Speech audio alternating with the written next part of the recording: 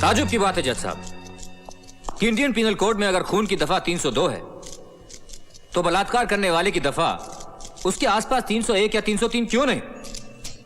क्यों बलात्कार करने वाले को दफा 310 दी गई है जो मामूली जेब काटने या डराने धमकाने जैसे जुर्म के काबिल है?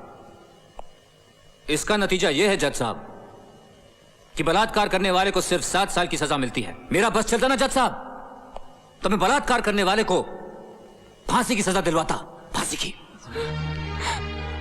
सर, रवि वर्मा आपके बेटे का केस लड़ रहा है कि उनके खिलाफ? लेकिन बड़े दुख की बात है जज साहब कि बलात्कार का शिकार होने वाली बाइज्जत और बेकसूर लड़कियों को अक्सर कानून से न्याय नहीं मिलता, और वो इसलिए मिलॉर्ड क्योंकि मिस रागनी जैसी औरतें बलात्कार के लफ्ज को हथियार की तरह अपने फायदे के लिए इस्तेमाल करती हैं। और इन औरतों की वजह से जब भी कोई लड़की सचमुच की फरियाद लेकर आती है तब भी कोई उस पर यकीन नहीं करता। ऑब्जेक्शन मिलॉर्ड, मिस्टर रवि तो मेरे मुवक्किल के दावे को ही झूठा ठहरा रहे हैं, जबकि मैं 3 गवाह पेश कर चुका हूं जिन्होंने मिस रागिनी को बुरे हाल में मिस्टर विजय के कमरे से निकलते हुए देखा है। लगता है कि मेरे काबिल दोस्त ने उन लड़कियों के बारे में नहीं सुना है जो खुद अपने हाथ से अपने कपड़े फाड़कर चीखती चिल्लाती तमाशा खड़ा कर देती। ऑब्जेक्शन, ये तो सरासर झूठी तोहमत है। झूठ सच का फैसला अगर आप करेंगे मिस्टर प्रोसिक्यूटर तो फिर जज साहब की क्या जरूरत है? Objection over ruled. जिन 3 गवाहों का जिक्र मेरे काबिल दोस्त कर रहे हैं यानी कि होटल ब्लू मून के रिसेप्शनिस्ट, वेटर और गेटमैन, मैं चाहूंगा कि उन तीनों को लाकर कटघरे में खड़ा कर दें, क्योंकि अब तक उन्होंने अदालत को सिर्फ उतना ही बताया है जितना उनसे पूछा गया। उन लोगों ने अदालत को यह नहीं बताया कि उन्होंने मिस रागिनी को उस होटल में पहले भी कई बार अलग अलग कमरों में रात बिताते हुए। ये झूठ है। कितना चार्ज करती हैं आप एक रात का मिस रागिनी? 2000, 2500 या 3? अब बकवास की तो मैं जबान खींच लूंगी तुम्हारी। 5 लाख तो नहीं लेती होंगी तो तुमने मिस्टर विजय से डिमांड किए थे। You bastard, मैं तुम्हें जान से मार डालूंगी। मुझे कोई ताजुब नहीं होगा मिस रागिनी, क्योंकि जो लड़की धंधा कर सकती है, ब्लैकमेल कर सकती है, वो खून भी कर सकती है। You rascal, just shut up, okay? Just shut up. Order order. जज साहब, मैंने किसी से कोई पैसे नहीं लिए, कोई पैसे नहीं लिए, मैंने कोई पैसे नहीं लिए। Just a minute miss Ragini, मुझे बोलने दीजिए। मिलॉर्ड, मिस्टर रवि मुकदमे को गलत टर्न दे रहे हैं। मिलॉर्ड, ये रही मिस रागिनी के ग्राहकों की लिस्ट जिन्होंने 2-2500 रुपए देकर उसके साथ रात गुजारी है। उनमें से कई इस अदालत में भी मौजूद हैं। आपने झूठे गवाह पैदा किए हैं। आपके 3 गवाह भी हैं। इसमें कौन सी बड़ी बात है? रिश्वत देकर आपने उनको भी अपनी ओर कर लिया होगा। आप मुझ पे बड़ा संगीन जुर्म लगा रहे हैं पब्लिक प्रोसिक्यूटर साहब। क्या आप ये बात साबित कर सकते हैं? आप जानते हैं कि ये साबित नहीं किया जा सकता। तो फिर आप चुपचाप अदालत की कार्यवाही को चलने दीजिए। मिलॉर्ड, सबसे पहले मैं approach the bench milord. Come to my chamber. अदालत की कार्रवाई 10 मिनट के लिए मुलतवी की जाती है। एक शरीफ औरत को बाजारू औरत साबित करके आप अच्छा नहीं कर रहे मिस्टर रवि। ये तो कुछ भी नहीं है। अभी तो आपकी मिस रागिनी पर मैं एक दावा और भी ठोकूंगा, मानहानि का 10 लाख का, और ब्लैकमेल की सजा 3 साल की, और साथ में जुर्माना भी। और जुर्माना ना भरने की सूरत में 2 साल की सजा और बढ़ा दी जाएगी। एक्सक्यूज मी मिस्टर रवि, नहीं, मैं ये कहना चाहता था कि बलात्कार का ये मुकदमा अगर मैं वापस ले लूं तो क्या आप वादा करते हैं कि रागिनी पर आप ब्लैकमेल और मानहानि का दावा दायर नहीं करेंगे?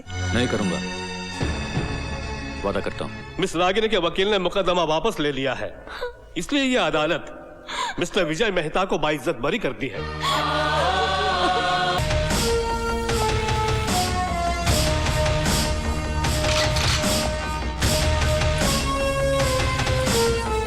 बास्टर्ड! तूने मेरे बाबूजी की जान ली और तू सोचता है कि तू बच जाएगा। देख, अरे मेरी तरफ देख, देख मौत कैसी होती है, देख देख। शाबाश करण, शाबाश। जिसकी बहादुरी के किस्से में पढ़ता था अखबारों में, आज एक मुर्दे को मार रहा है। ये मुर्दा नहीं है डॉक्टर, ये मुर्दा मेरी गोली खाने के बाद होगा। अच्छा खासा ये। लगता है तुमने इसकी हालत पर गौर नहीं किया। देखो इसे, गौर से देखो। ना होश है, ना एहसास, ना दुख जानता है, ना सुख जानता है, ना जीना जानता है, ना मरना जानता है।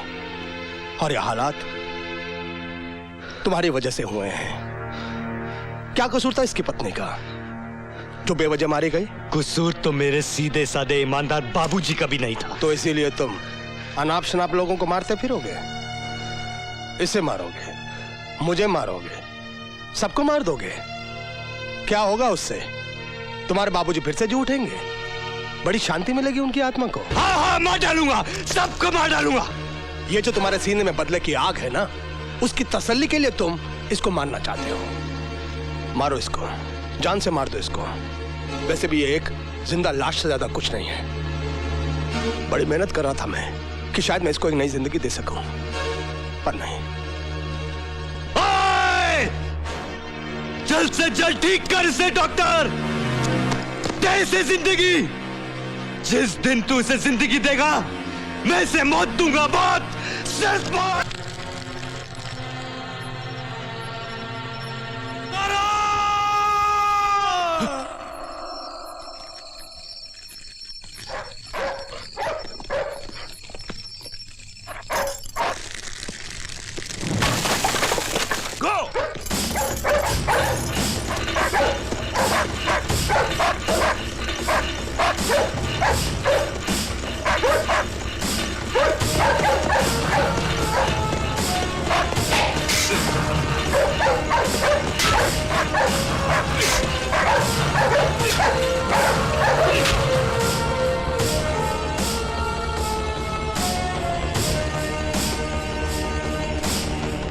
साहब, ये तो अच्छा हुआ कि हमसे पहले कुत्ते आ गए, नहीं तो हमारी भी हालत यही होती।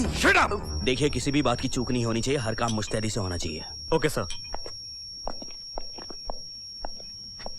लीजिए। थैंक यू माँ जी। सुनो राम सिंह जी, तुम हर आने जाने वाले पर निगरानी रखना, समझे? Okay sir. चाय। माँ जी, आप तकलीफ मत किया कीजिए, मुझे अच्छा नहीं लगता है। इसमें तकलीफ कैसी दामाद जी? मुझे तो बुरा लगता है कि रात रात दिन दिन आप घर के बाहर पहरे पर खड़े रहते हैं, और जब भी मैं आपसे विनती करती हूँ कि आप घर में आकर बैठिए तो आप मानते ही नहीं। माँ जी, रिश्ते जब फर्ज के रास्ते में आड़े आते हैं तो किस तरह चुपते हैं मैं आपको समझा नहीं सकता। जैसे आप ठीक समझें। आपकी चाय।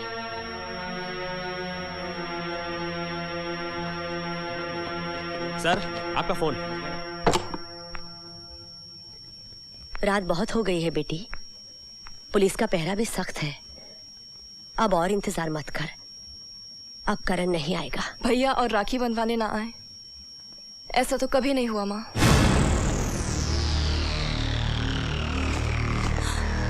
माँ, भैया।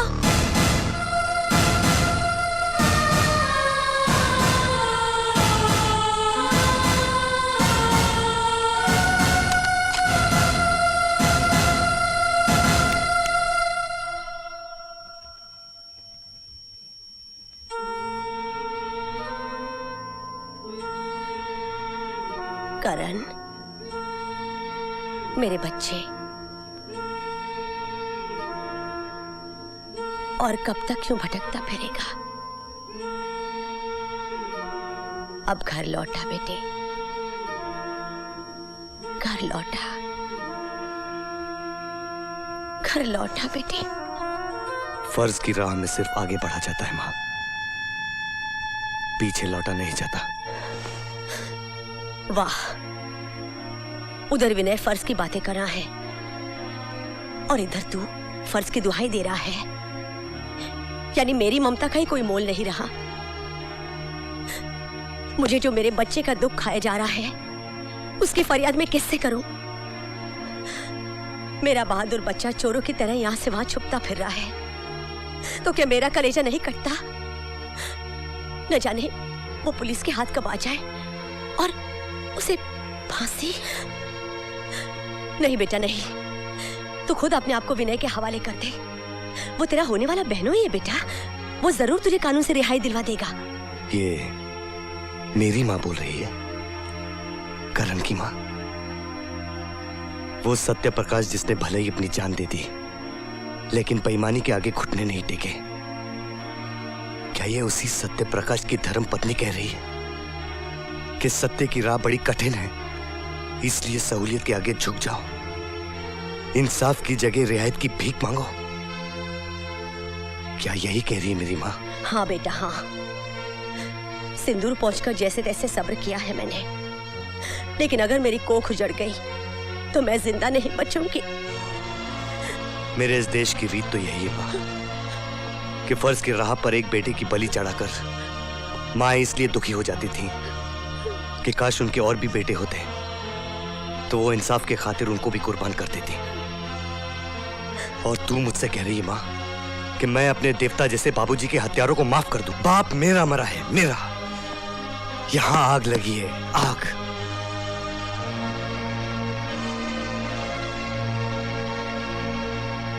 बाबूजी ऊपर से देख रहे हैं माँ, देख रहे हैं कि आज उनका बेटा क्या कर सकता है।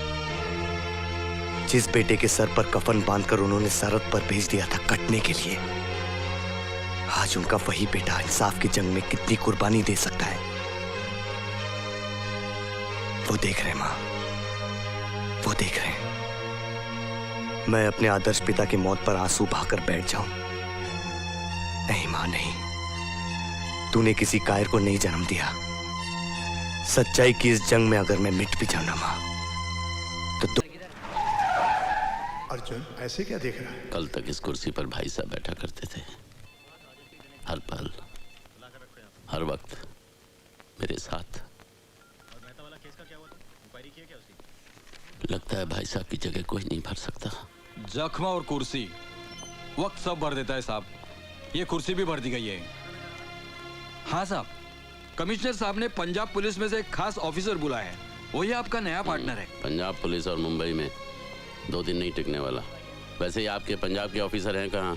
लस्सी पीने गए हैं? ये देख नहीं साहब, वो जेवियर कॉलेज में। सर, जेवियर कॉलेज में ड्रग पेडलर को कॉलेज के सिक्योरिटी ने पकड़ा तो ड्रग पेडलर ने उन्हें मारकर पूरे कॉलेज में दहशत फैला दी। काफी स्टूडेंट्स को अपने कब्जे में कर लिया है। पुलिस ने कॉलेज को चारों तरफ से घेर लिया है। तुम लोग चारों तरफ से घिर चुके हो, अपने आप को कानून के हवाले कर दो। अगर किसी भी स्टूडेंट्स को कुछ हुआ तो तुम लोग पुलिस की गोलियों से छलनी हो जाओगे। अब भी वक्त है, अपने आप को कानून के हवाले कर दो। मैं तुम्हें आखिरी मौका देता हूँ। तुम लोग यहाँ से बचकर किसी भी सूरत में नहीं जा सकते।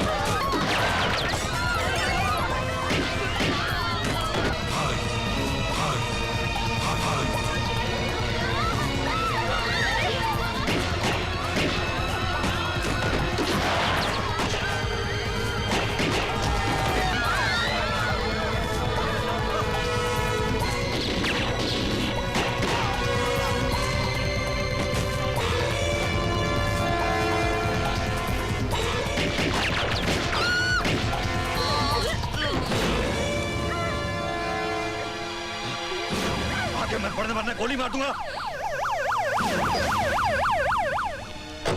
रुक जा वरना ये लड़की जान से जाएगी। जाने दे। मैं आखिरी बार कहता हूँ। मैंने पहली बार ही सुन लिया था। रुक जाओ वरना मार देगा। तेरे चेहरे पे मुझे मौत दिखाई दे रही है। हाथ क्यों कांप रहे हैं? हथियार दिखाने से कुछ नहीं होगा। तेरे पास सिर्फ 3 रास्ते हैं। पहला, तू लड़की को गोली मार दे, मैं तुझे गोली मार दूंगा। दूसरा, तू अपने आप को मेरे हवाले कर दे तो मैं तुझे इतना मारूंगा कि तू वैसे ही मर जाएगा। तीसरा, तू यहाँ से नीचे छलांग मार दे। ज्यादा से ज्यादा तेरे हाथ पैर टूट जाएंगे। यहाँ तो ये कर दे।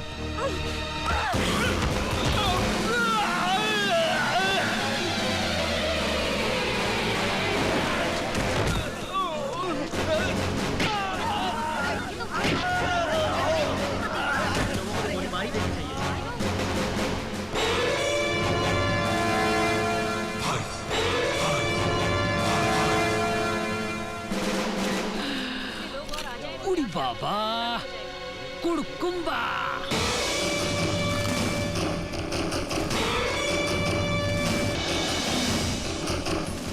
तुमने उस पर गोली क्यों चलाई? ये आपके सीनियर ऑफिसर हैं, अर्जुन सिंह। सर, तुम तो उसे पकड़ चुके थे, पता है वो जिंदगी भर चल नहीं पाएगा। मैं भी यही चाहता था कि वो जिंदगी भर याद रखे कि जुर्म करने का अंजाम क्या होता है। This is not the way, ये तरीका गलत है। भाई मेरा तो यही तरीका है। मैं शहर में चोर पुलिस का खेल खेलने नहीं आया। जुर्म वो बीमारी है जिसका इलाज मैं है।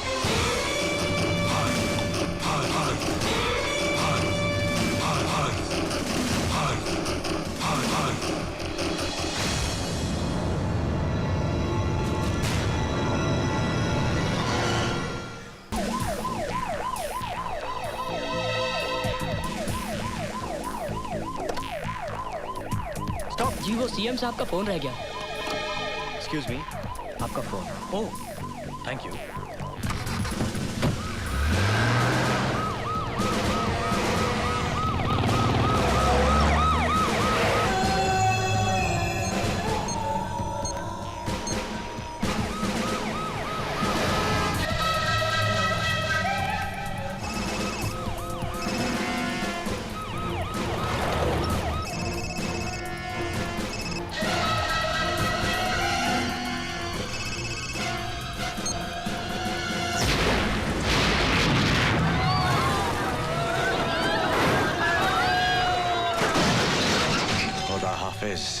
Chief minister.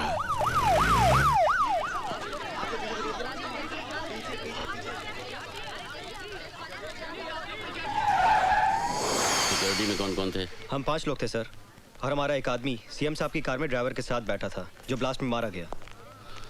ये सब कैसे हुआ? यही तो समझ में नहीं आया सर, हमारी तरफ से कोई ढील नहीं थी। प्रशांत सर, यहाँ जितने लोग मौजूद हैं सबको राउंड अप करो और सबका बयान लो। Yes sir. पूछताछ करके हम अपना टाइम वेस्ट कर रहे हैं अर्जुन सिंह जी। करने वाला तो अपना काम करके चला गया, तो आपके सवालों का जवाब देने के लिए थोड़ी यहाँ बैठा होगा। देखो ये तुम्हारा शहर नहीं मुंबई है, यहाँ हर काम कायदे कानून से होता है। फूंक फूंक कर कदम रखना पड़ता है, मुजरिमों से ज्यादा पुलिस को। इसलिए रफ्तार इतनी धीमी है। रफ्तार का पता तो उस दिन चलता है बरखुरदार, जब मालूम पड़ता है कि जिससे पूछताछ कर रहे हो वो किसी वीआईपी का साला है। यहाँ तो अगर एक कांस्टेबल से गलती हो जाए तो पुलिस कमिश्नर का तबादला हो जाता है। मेरे तरीके थोड़े अलग हैं। अलग क्यों हैं? क्यों, आपने क्या कोई कानून की दूसरी किताबें पढ़ी हुई हैं? किताबें तो वही पढ़ी हैं, मगर मैं मतलब अपना निकालता हूँ। मैं चोर सिपाही के खेल में यकीन नहीं करता। मैं मुजरिम को पकड़ता हूँ, जंगल में छोड़ देता हूँ। मुजरिम को जंगल में भागने की आजादी है और मुझे शूट करने की। यानी फेक एनकाउंटर। एनकाउंटर फेक होता है, मगर मेरी गोलियां नहीं। तो तुम उन्हें मार डालते हो। कैंसर को खत्म करना हो तो उनके कीड़ों को मारना पड़ता है। अगर हम उन कीड़ों की सेहत का ख्याल रखेंगे तो मरीज मर जाएगा। Got it?